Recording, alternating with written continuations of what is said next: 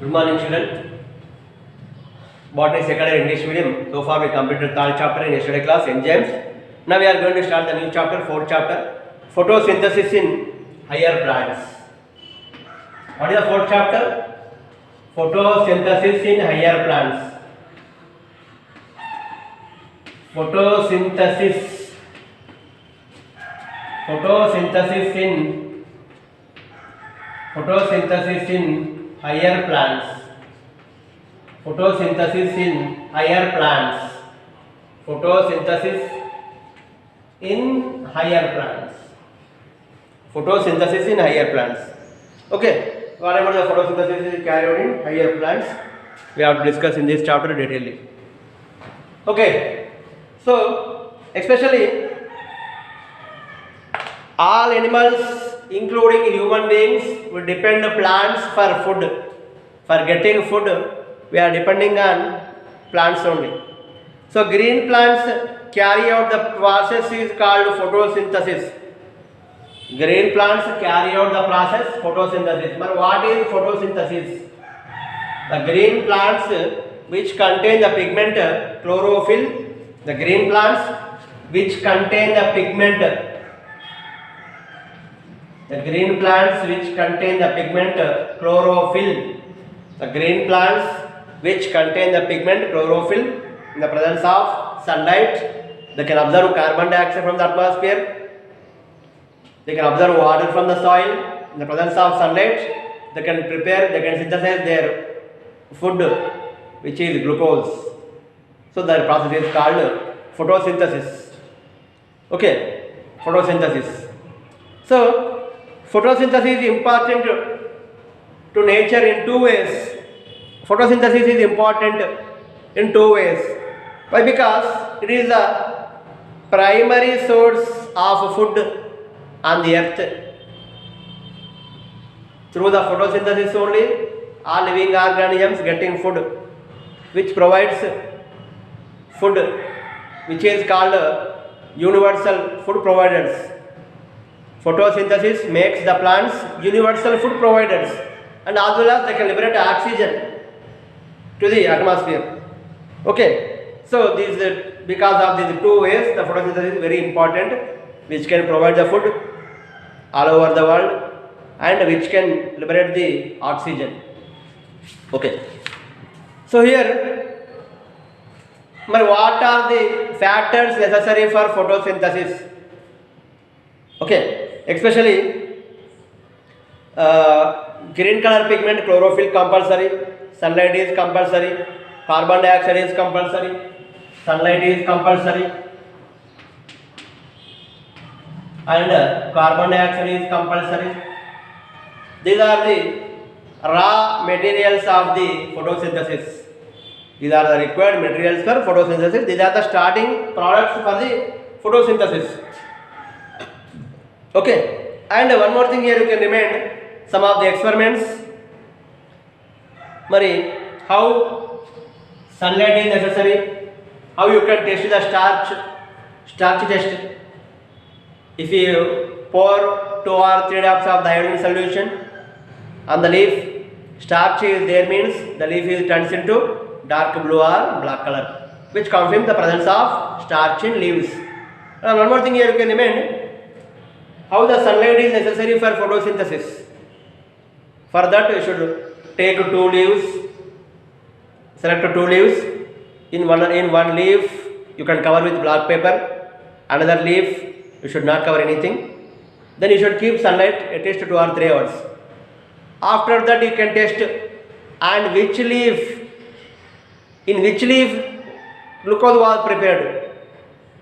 If you pour iodine drops on the 2 leaves, the leaf which was covered with black paper, it doesn't change any color because there is no starch, the leaf which is covered with black paper. Why? Because if you cover the leaf with black paper, there is no sunlight will fall on the leaf. That's why without sunlight the plant unable to prepare the food. There is no starch. So if you add iodine drop on the leaf, there is no change of the color. But what about the another leaf which we didn't cover anything? and another leaf. The leaf is directly exposed to the sunlight. The leaf that can prepare the food. If you add iodine drops, the leaf turns into dark blue or black color. So whenever you pour, suppose if the starch is there now, if you pour iodine drops, immediately the leaf is turns into dark blue or black color. So that is the test for starch. Carbon dioxide, not only sunlight. Carbon dioxide is also necessary for photosynthesis. Carbon dioxide is also necessary for photosynthesis. Okay. So here, further you should off-leaf experiment, already you know that. Select one particular, take the powder plant, select one leaf, and you can insert half part of the leaf into the bottle. In that bottle you should pour KOH solution, potassium hydroxide solution. The KOH solution will absorb the carbon dioxide which is present in the bottle. So select one plant, keep half part of the leaf into the bottle. The bottle contains KOH. The KOH absorbs the carbon dioxide inside the bottle. Remaining half part of the leaf you should directly expose it to sunlight. So half part of the leaf is inside the bottle. Remaining half is exposed to atmosphere. So then you can see, you can test which half part of the leaf will perform photosynthesis. Which part of the leaf, which half part of the leaf turns into dark blue black color. So if you see after 2 or 3 hours of direct exposure of the sunlight, the half part of the leaf which is kept inside the bottle, there is no photosynthesis. Because carbon dioxide is not there inside the bottle. Already half part of the leaf which you inserted in the bottle, inside the bottle there is no carbon dioxide. What happened to the carbon dioxide? Carbon dioxide was absorbed by potassium hydroxide solution. So because of the absence of carbon dioxide, there is no photosynthesis, there is no starch. But what happened remaining half part of the leaf? The remaining half part of the leaf which is outside of the bottle, which is directly exposed to the sunlight, which is directly exposed to the carbon dioxide, which can perform photosynthesis, which can change its color whenever you pour iodine drops. So carbon dioxide is also necessary for photosynthesis. Next, early experiments. What are the early experiments? What are the early experiments? What are the early experiments? Especially you know that one of these experiments shows about the gradual development of understanding of photosynthesis. With the help of these early experiments, you came to know about the detailed information of the photosynthesis, one of the gradual development of understanding of photosynthesis. But what are the early experiments? Especially Joseph Priestley, Joseph Priestley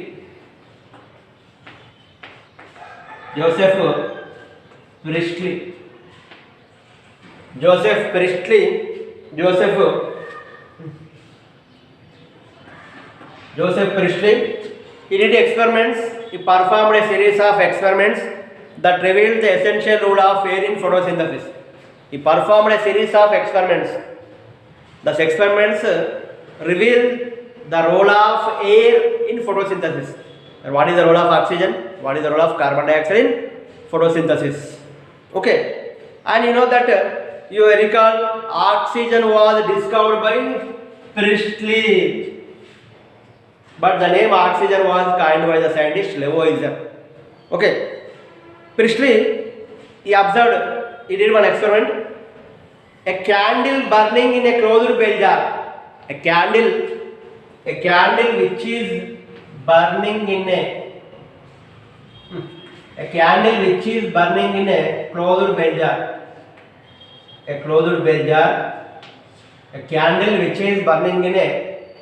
bell jar.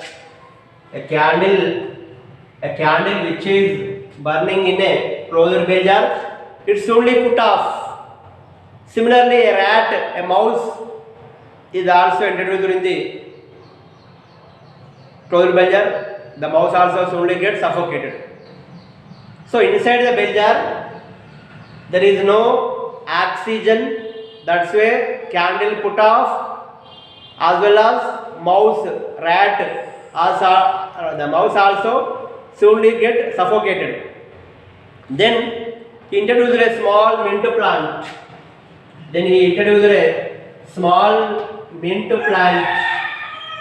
Then he introduced a small mint plant inside the closed bell jar. Whenever you introduce a small mint plant inside the closed bell jar, candle start to glow continuously. Rat also stays alive. From this, he concluded that Priestley hypothesized plants restore the air which burning candle and mouse was removed. What gas candle releasing? Carbon dioxide. What gas mouse, rat releasing? Carbon dioxide. This carbon dioxide is restored by mint plant. Okay. But what is the gas liberated by mint plant? Oxygen. The oxygen was restored by mouse for respiration, and the oxygen was utilized by the combustion of candle. So there is a gas exchange, and similarly he also said animals are improving the air. The plants were making the air pure. He also said animals are improving the air. Why? Because animals are liberating carbon dioxide. By liberating carbon dioxide, animals are improving the air, but plants making the air pure by releasing oxygen. Okay. Next, another scientist also there, Ingenhousz. Another scientist, Ingenhousz.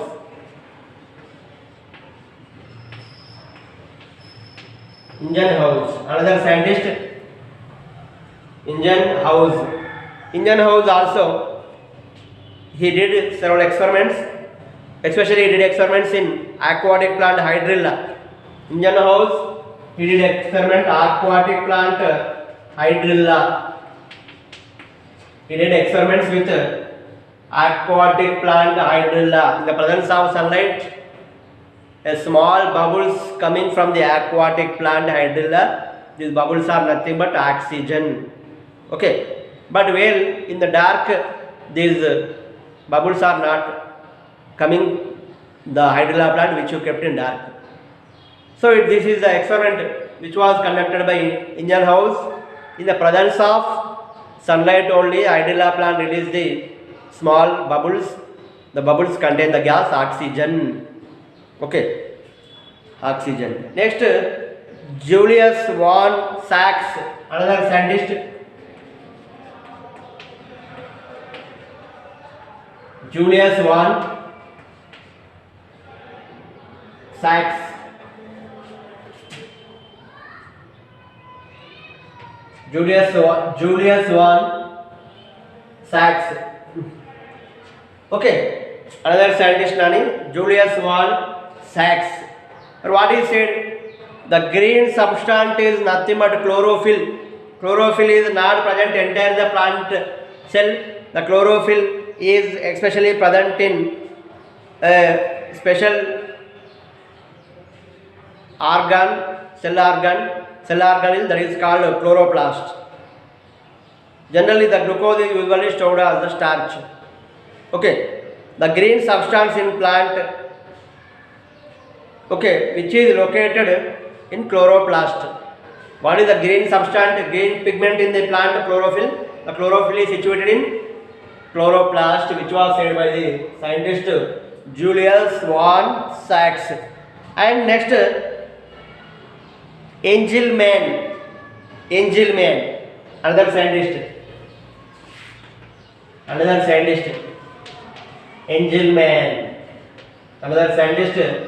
Engelmann, but what he said, Engelmann, by using prism, he split the light into spectral components. By using prism, Engelmann, by using prism, he split the light into its spectral components. By using prism, he split the light into spectral compound. He split the light into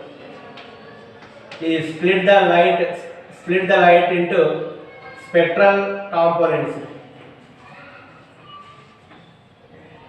Spectral components. He split the light into spectral components. And also these illuminated light then illuminated a green algae which is placed in the suspension of aerobic bacteria. These bacteria are used to detect the sites of oxygen evolution. Okay, by using the prism, we split the light into spectral components. The illumination of the light passed on the special algae, the algae name Cladophora, which is kept in the suspension of the aerobic bacteria. The bacteria used for detecting the sites of oxygen evolution. He observed that the bacteria were accumulated more on the red and blue regions of the light in split spectrum. In this split spectrum, the bacteria are more accumulated in the red and blue regions of the light spectrum. Okay, so then he passed the light through the prism. The prism split the light into spectral compounds. Then they illuminated the light on the algae Cladophora. The algae which is kept in the suspension of the aerobic bacteria. So the bacteria are very useful to find out the site of the oxygen evolution. These bacteria are accumulated more on the red and blue regions of the splitting components. Okay, next another scientist Nani Van Neel. Another scientist named Van Neel,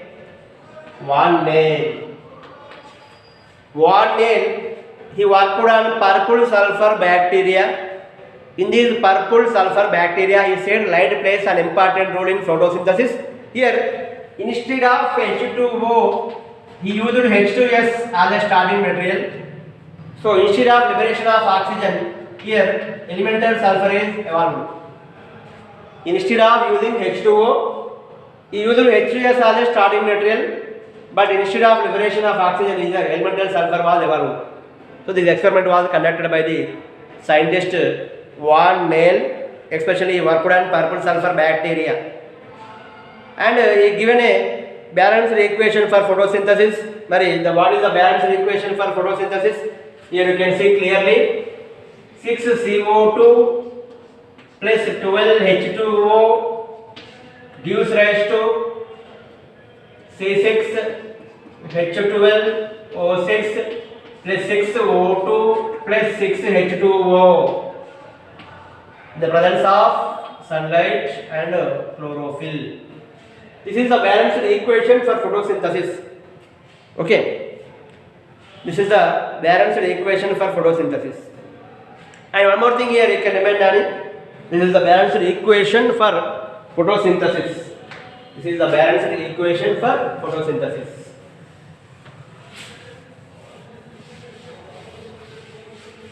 This is the balanced equation for photosynthesis. So here, what is the site of photosynthesis? What is the site of photosynthesis? Mesophyll cells of the leaf. The leaf mesophyll cells.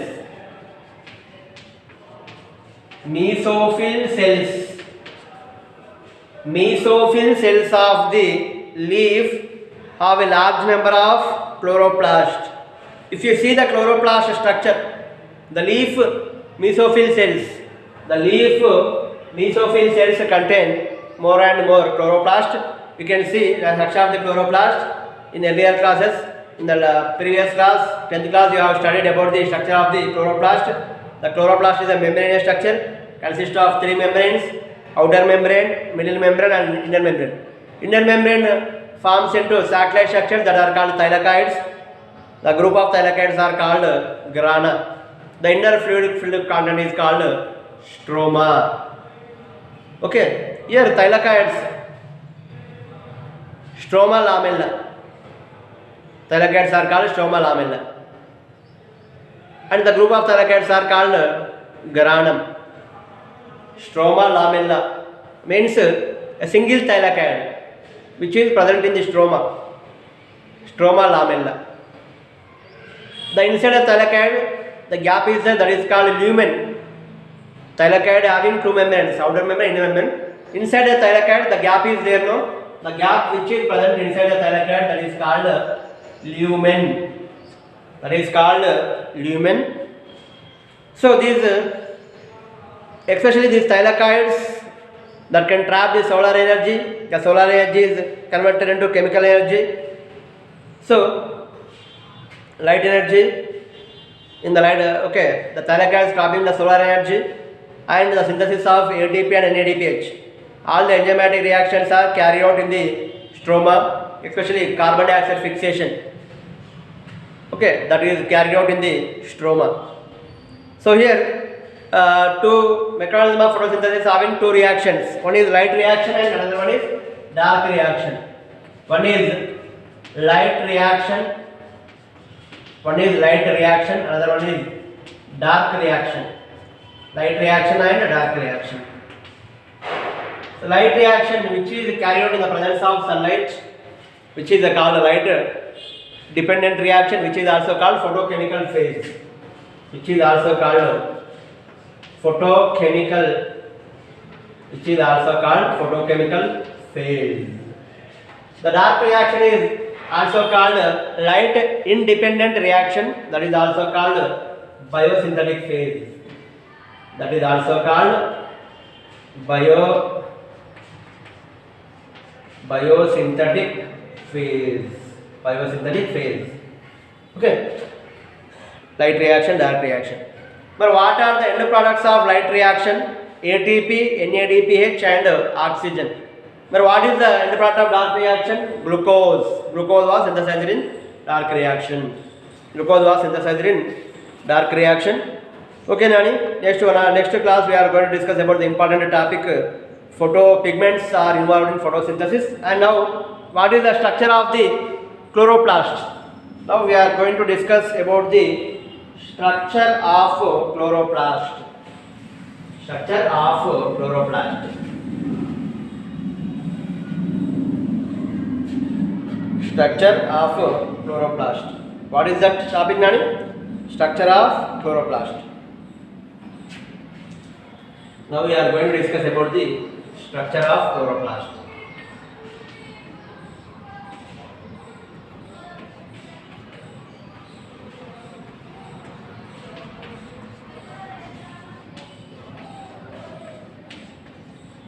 Structure of chloroplast. Structure of chloroplast. Okay. Structure of chloroplast. Here you can see.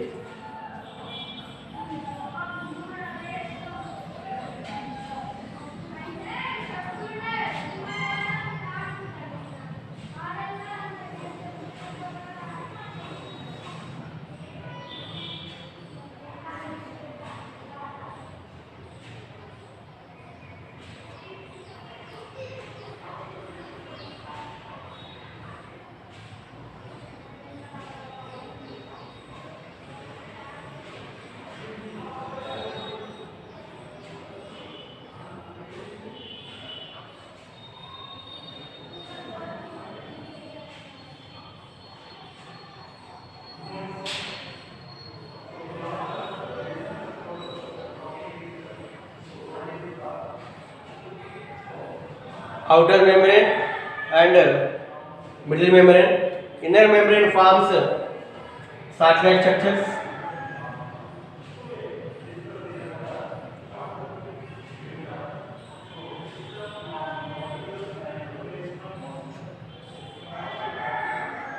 Inner membrane forms sac-like structures. These sac-like structures are called thylakoids.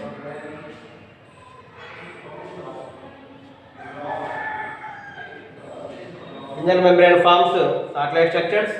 These satellite structures are called thylakoids. Satellite structures are called thylakoids.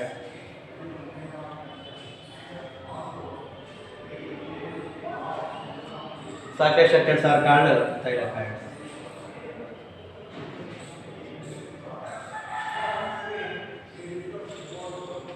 These are all thylakoids only. What we are drawing? These are all thylakoids only.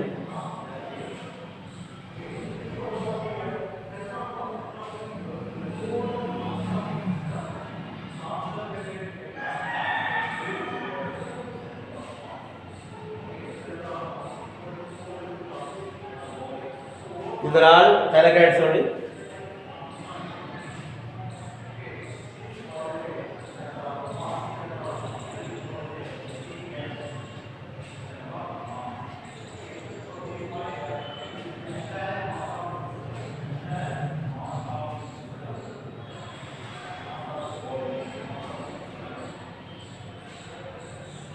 Inner membrane forms the satellite structures, that is called thylakoids.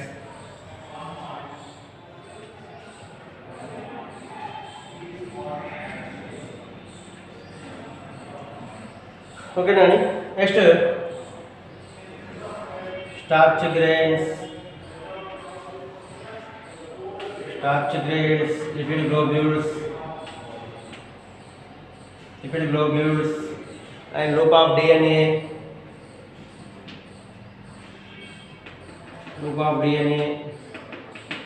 Inner fluid filled portion is called stroma.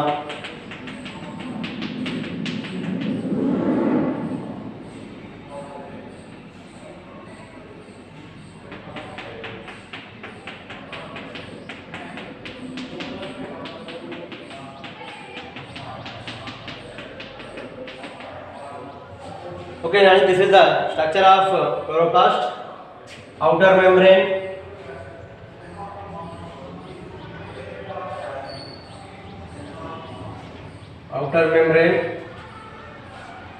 middle membrane,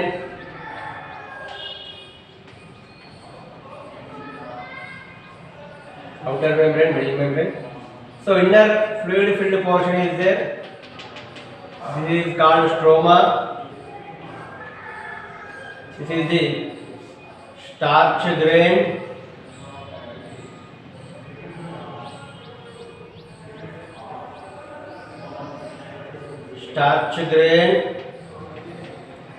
This is lipid globule.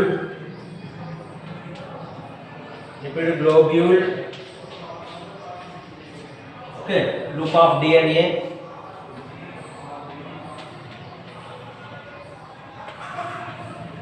Here you can see the group of thylakoids, that is called grana. The group of thylakoids are called grana. Here the remaining, here you can see this is the stroma lamella. Means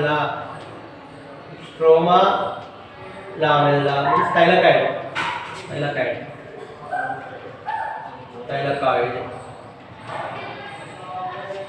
Okay, stroma lamella.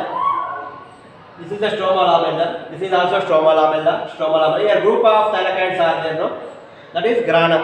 The group of thylakoids are called grana. So this is about the. Okay, the group of thylakoid is there, no? The group of thylakoid is called grana. Here single thylakoid. This is also single thylakoids that are called stroma lamella. Stroma lamella is also called thylakoid. Here lipid globules are there, starch grain is there, loop of DNA is there, and also ribosomes also there here. Ribosomes also there. So this is about the structure of chloroplast. In next class we are going to discuss how many pigments are involved in photosynthesis. Okay. Thank you, children.